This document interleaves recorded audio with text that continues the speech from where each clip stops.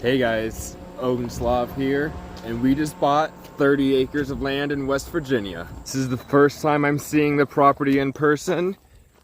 Come in through this broken gate that I have to fix. We're on top of a mountain right now. This is our barn. Clearly needs some work.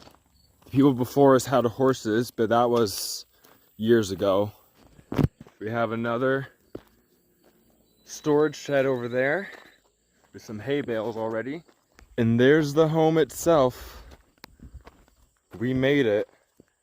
Well, it's extremely overgrown and some of the buildings need some work.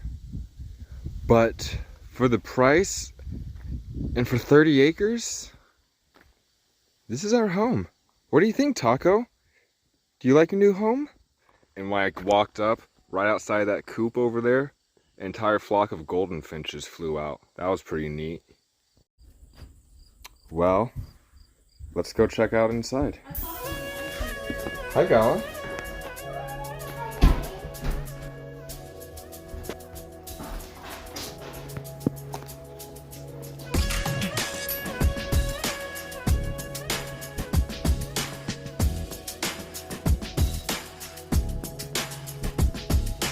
Hi, mister. What do you think of your new home? Wow.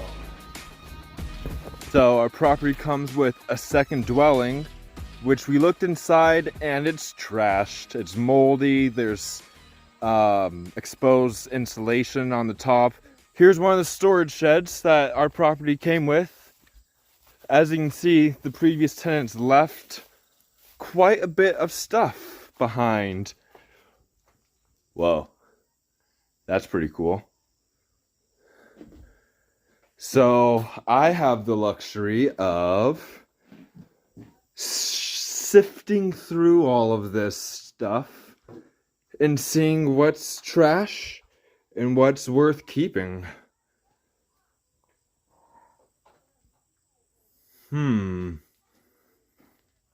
Entire tool chest full of, I can see hardware in that. That's interesting. They just left tons of stuff here.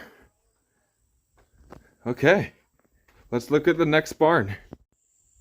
And here's the barn.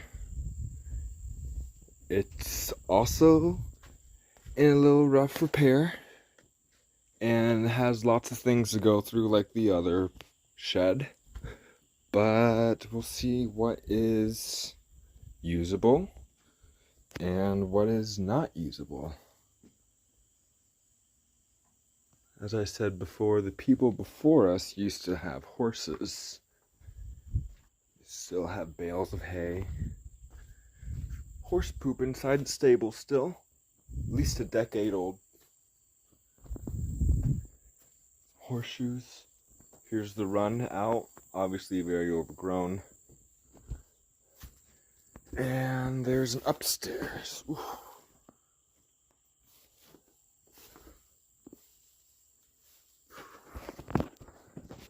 Okay. Here's the upstairs. Filled with hay. Not too bad.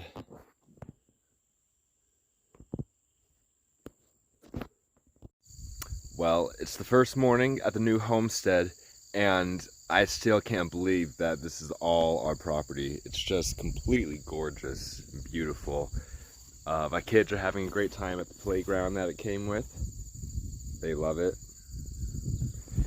And they like the new property, but they don't like it because none of their stuff is here because we didn't bring any furniture yet. We gotta come back here with a U-Haul and bring all the furniture. But man, is it great just waking up and just looking down the hill and just seeing the barn. Beautiful. What I also really like about this property is that if you can see over there, it comes with a chicken coop already, as well as a small stable for like a couple goats. So that's one less thing that we're gonna have to do at this property while we're fixing up the barn. The property sits on 30 acres of rolling farmland and tree lines. The land hasn't been occupied by humans in over a year, so areas outside of the fenced yard are inaccessible due to overgrowth. We plan on carving out walking trails throughout the 30 acres in the coming months, but we certainly have our work cut out to get the land ready to even create the trails. As I mentioned previously, the property comes with a goat stable and chicken coop, and seeing as we're still novice rural homesteaders, these two will be our main livestock for the first few years. Speaking of additional dwellings, we were very surprised to find a third dwelling located on the property. It was tucked away behind the overgrown tree line, making it difficult to notice it was even there in the first place. I wasn't even able to open the front door fully because of how much trash was inside this place. Upon first inspection, we're thinking the dwelling is too far gone and may need to be demolished. Other projects we'll be working on during the off months include replacing the barn roof and clearing out and fixing the second dwelling so we can accommodate any guests we may have, since the property also doubles as our homestead. In terms of farmable land, there is tons of potential. Since the property came with a horse run, but we don't plan on ever owning horses due to the financial and time requirements to keep them, I'll most likely start by clearing out that large area and using that as my first crop field. I'll be doing the traditional Native American companion growing method, growing corn, a pea variety, and a gourd variety, most likely pumpkins, all in the same field. Any extra room I have will be used to plant potatoes and sorghum, since we have gluten allergies in our household. Despite all this work needing to be done, owning a large enough property to be able to properly homestead has always been a dream of my family and mine. The land has so much potential, and we are so excited to watch how it develops as we dive into homesteading and self-sufficiency. Be sure to follow along and join us on this incredible journey that we're about to experience.